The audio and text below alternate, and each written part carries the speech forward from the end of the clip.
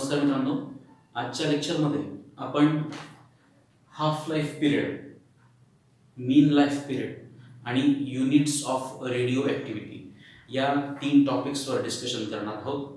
सर्वप्रथम आपण बघतो आहे हाफ लाईफ पिरियड. मित्रांनो, काय डेफिनेशन दिलेली आहे हाफ लाईफ पिरियडची? It is the time needed for given number of nuclei म्हणजेच काय atoms of a radioactive element to decay exactly half of its initial value. म्हणजे याचा अर्थ असा होतो, सपोज आपण एक रेडिओ ॲक्टिव्ह इलिमेंट घेऊया, त्याचं नाव आहे radium. Okay, radio active element घेतला आपण रेडियम. समजा त्या रेडियममध्ये इनिशियली त्या रेडियमकडे 100 न्यूक्लियाय आहे इनिशियली. ठीक आहे, ज्या initial number of radioactive atom आपण कशाने दाखवत असतो? N0 ने. ठीक आहे, मग ह्या 100च्या निम्मे म्हणजे 50 न्यूक्लियाय डीके होण्यासाठी जो कालावधी लागतो, त्या कालावधीला, त्या टाइमला आपण काय म्हणणार आहोत? Half life period. काय म्हटलंय? It is the time needed for a given number of nuclei. Given number of nuclei म्हणजे 100. For example 100. Given number of nuclei of radioactive element. Radioactive element कोणता घेतला आपण? रेडियम.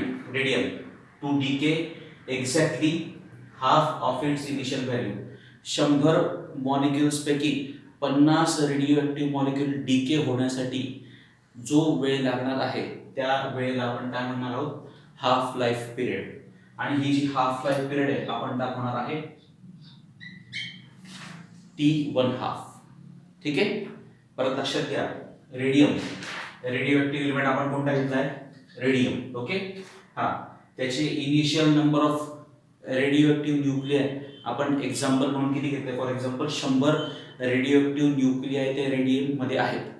त्याच्या निम्मे म्हणजे 50 एलिमेंट डीके होण्यापर्यंत, 50 न्यूक्लियाय डीके होण्यापर्यंत जो कालावधी लागतो, त्या वेळेला आपण काय म्हणणार आहोत मित्रांनो? T1/2 म्हणजे हाफ लाईफ. आता आपण बघूया हाफ लाईफ पिरियडचं मॅथमॅटिकल इक्वेशन. मित्रांनो, आपल्याला हे इक्वेशन माहिती आहे, lambda is equal to 2.303 upon T into log of N0 upon N. याच्यामध्ये लॅम्डा म्हणजे काय? DK constant. टी म्हणजे काय? Total time for DK. N0 म्हणजे काय? Initial number of radioactive atom. Okay, आणि N म्हणजे काय? Number of atom present at time T. बरोबर, हे इक्वेशन आपण मागे डिफाईन केलेले आहे. ओके, आता मित्रांनो, आपण सध्या कशाबद्दल चर्चा करतोय? हाफ लाईफ बद्दल. हा टी म्हणजे काय सांगतो मी तुम्हाला? Total time. ठीक आहे, मग त्याच्या निम्मे वेळ म्हणजे काय? Half life. आता म्हणून हा जो टी आहे, या टी च्या ऐवजी आपण काय लिहिणार आहोत? T1/2. काय लिहिणार आहोत? T1/2. ओके, ज्यावेळेस टी च्या ऐवजी आपण T1/2 लिहितो, त्यावेळेस हा N0 म्हणजे काय? Initial number of radioactive item.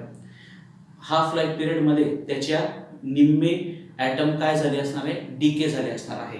म्हणून हा जो N आहे, या N च्या ऐवजी आपण काय लिहिणार आहे मित्रांनो? N0/2.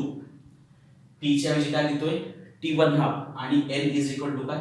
N0/2. याचा अर्थ काय होतो? ज्यावेळेस हाफ लाईफ पिरियड येणार आहे, त्यावेळेस इनिशियल नंबर पैकी, इनिशियल रेडिओएक्टिव्ह एलिमेंट पैकी अर्धे काय झाले असणार आहे? डीके झाले असणार आहे. म्हणून N इज इक्वल टू काय? N0/2. ओके, मग आता ह्याच्या T आणि N याच्या व्हॅल्यू आपल्याला कशात टाकायच्या आहे? या वरच्या इक्वेशन मध्ये टाकायचं आहे. बघा ते इक्वेशन काय होतं आता? टी च्या ऐवजी काय लिहिलं आपण? T1/2 आणि N च्या ऐवजी काय लिहिलंय? N0/2. आता हे N0 आपण काय करणार? कॅन्सल करणार. काय शिल्लक राहतंय मग? काय शिल्लक राहतंय? Lambda is equal to 2.303 upon T1/2 into log of 2. Log of 2 ची व्हॅल्यू आहे मित्रांनो 0.3010. म्हणून काय इक्वेशन मिळाले, lambda is equal to 2.303 upon t1 half into log of 2. Log of 2 ची व्हॅल्यू किती आहे, 0.30.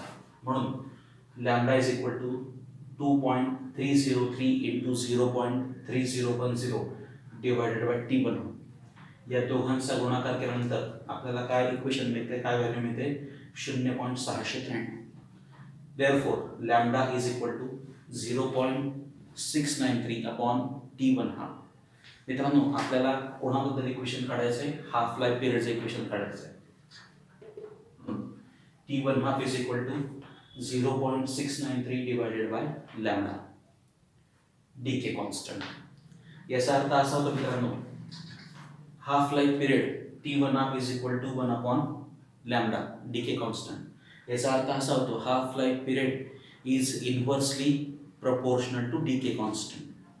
म्हणजे shorter the half life period जेवढा कमी असेल तेवढा डीके कॉन्स्टंट जास्त असेल, आणि जेवढा डीके कॉन्स्टंट जास्त असेल मित्रांनो, तेवढं त्याचा डीके प्रोसेस कशी असणार आहे, फास्टर असणार आहे. परत लक्षात घ्या, half life period is inversely proportional to decay constant. So shorter the half-life period, larger the decay constant and faster is the decay process. Example बघूयात आपण. मित्रांनो, आपण आत्ताच बघितलं की half life period is inversely proportional to decay constant. म्हणून आपण काय स्टेटमेंट केलेलं आहे, shorter the half life, larger is the decay constant and faster is the decay process. Half life जेवढी कमी असेल तेवढा डीके कॉन्स्टंट जास्त असेल, आणि जेवढा डीके कॉन्स्टंट जास्त असेल तेवढा डीके प्रोसेस फास्ट असेल. एक्झाम्पल बघूया. बघा, युरेनियम पहिला रेडिओएक्टिव्ह एलिमेंट घेतला आहे, त्याची हाफ लाईफ आहे 4.51 इंटू 10⁹ इयर्स. दुसरा ॲक्टिव्ह एलिमेंट आहे रेडिओएक्टिव्ह रेडियम, त्याची हाफ लाईफ आहे 1.62 इंटू 10⁻³ इयर्स. जर आपण कम्पेअर केलं तर युरेनियमची हाफ लाईफ कशी आहे, लार्ज, आणि रेडियमची हाफ लाईफ कशी आहे, स्मॉल. मग ज्यावेळेस हाफ लाईफ लार्ज असेल, डीके कॉन्स्टंट कसा असणार आहे, स्मॉल असेल, आणि डीके प्रोसेस कशी असेल, स्लो असेल. त्याच्या अपोजिट ज्यावेळेस हाफ लाईफ स्मॉल असेल, डीके कॉन्स्टंट लार्ज असेल, आणि डीके प्रोसेस कशी असेल, फास्ट असेल. सो हाफ लाईफ पिरियड वरून आपल्याला काय समजतं, आपल्याला काय ॲडव्हान्टेज आहे, की आपल्याला लक्षात येतं की किती काळापर्यंत तो रेडिओ एलिमेंट आपण स्टोअर करू शकतो. म्हणून हाफ लाईफ पिरियड वरून हे आपण गेस करू शकतो. ठीक आहे, हे झालं हाफ लाईफ पिरियड बद्दल. आपण आता बघतोय मीन लाईफ किंवा ॲव्हरेज लाईफ.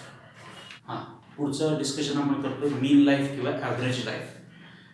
हे आपण दाखवतो सिम्बॉल टो, या सिम्बॉलने आपण मीन और ॲव्हरेज लाईफ डिनोट करत असतो. मित्रांनो, एखादा रेडिओएक्टिव्ह न्यूक्लिआय, सपोज त्याच्यातले काही एलिमेंट डीके झाले असतील, म्हणजे डिसइंटिग्रेट होऊन गेले असतील, काही डिसइंटिग्रेट होत असतील, आणि काही भविष्यामध्ये डिसइंटिग्रेट होणार असतील. मग असा जो न्यूक्लिआय आहे, रेडिओएक्टिव्ह न्यूक्लिआय, त्याला कॅरेक्टराइज करण्यासाठी आपण कशाचा उपयोग करत असतो, मीन किंवा ॲव्हरेज लाईफचा. मित्रांनो, मग तो जो रेडिओएक्टिव्ह न्यूक्लिआय त्याचे जे एलिमेंट डीके होऊन गेले असतील त्यांची लाईफ कशी असेल, शॉर्ट असेल, आणि जे भविष्यामध्ये डिसइंटिग्रेट होणार असतील त्यांची लाईफ कशी असेल, लार्ज असेल. ठीक आहे, मग अशा वेळेस त्या एलिमेंटला कॅरेक्टराइज करण्यासाठी आपण मीन और ॲव्हरेज लाईफ, जे टोने डिनोट करतो, ही कन्सेप्ट वापरतो. हे मीन लाईफ म्हणजे काय आहे, हा रेशो आहे. हा रेशो कशाचा आहे तो बघूयात. सो मीन लाईफ काय आहे, रेशो. कशाचा रेशो आहे, total life of all radioactive atoms. Suppose त्याला आपण म्हणूयात capital T. Okay, T total. Okay, हे काय दाखवतोय, कंप्लीट लाईफ. कोणाची कंप्लीट लाईफ, टोटल लाईफ कोणाची, रेडिओएक्टिव्ह ॲटमची, divided by total number of such radioactive item.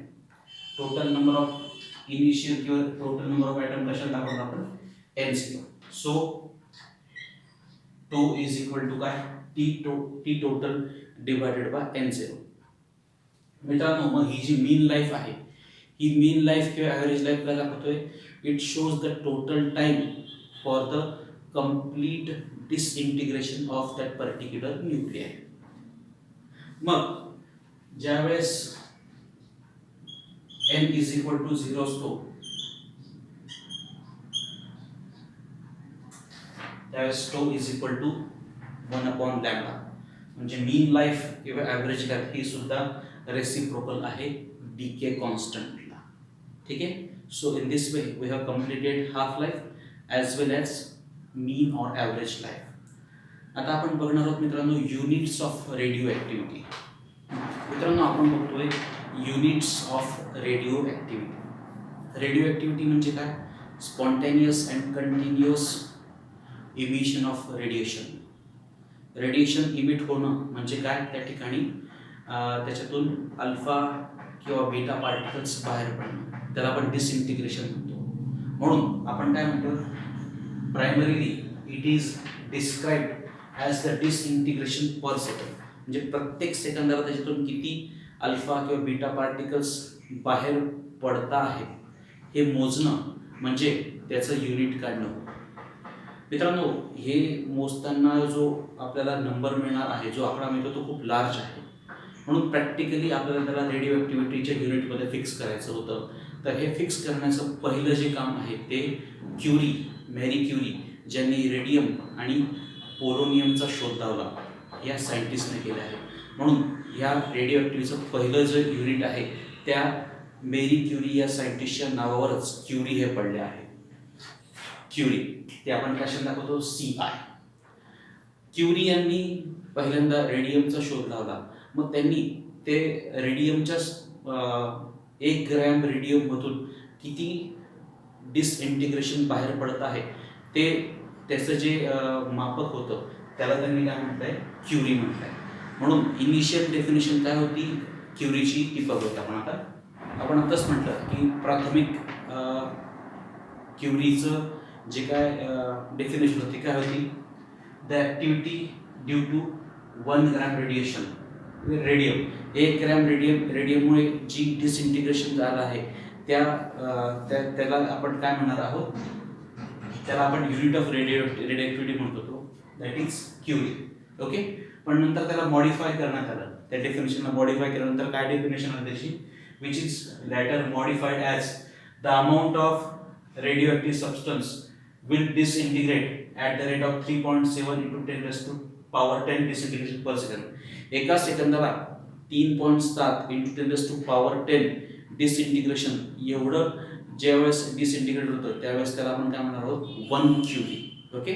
म्हणून 1 क्युरी इज इक्वल टू काय सो 1 क्युरी म्हणजे काय मग 3.7 into 10⁻10 डिसइंटिग्रेशन पर सेकंड. एका सेकंदाला एवढं डिसइंटिग्रेशन बाहेर 3.7 into 10⁻10 डिसइंटिग्रेशन बाहेर पडलं म्हणजे ते किती बाहेर पडलं किती स्वरूपात बाहेर पडलं 1 क्युरी.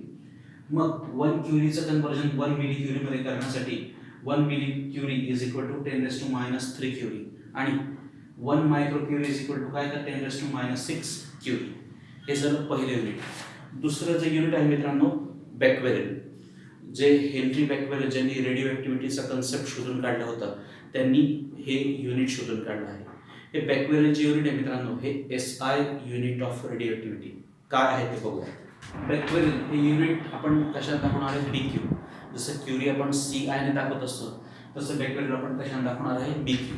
काय डेफिनेशन त्याची it is defined as the activity due to 1 disintegration per second. एका सेकंदाला जे एक डिसइंटिग्रेशन होतं त्याच्यामुळे जी ॲक्टिव्हिटी निर्माण होतं त्या ॲक्टिव्हिटीला आपण काय म्हणणार आहोत बॅक्वेरेल.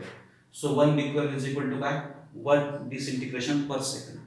ठीक आहे. आणि बॅक्वेरेल आणि क्युरीमध्ये काय रिलेशन आहे so 1 curie is equal to काय 3.7 into 10⁻10 ऑफ बॅक्वेरेल. ठीक आहे. So these are the 2 units of radioactivity. So in today's lecture we have discussed about half-life period as well as mean and average life. After that we have discussed the various units of radioactivity. Thank you.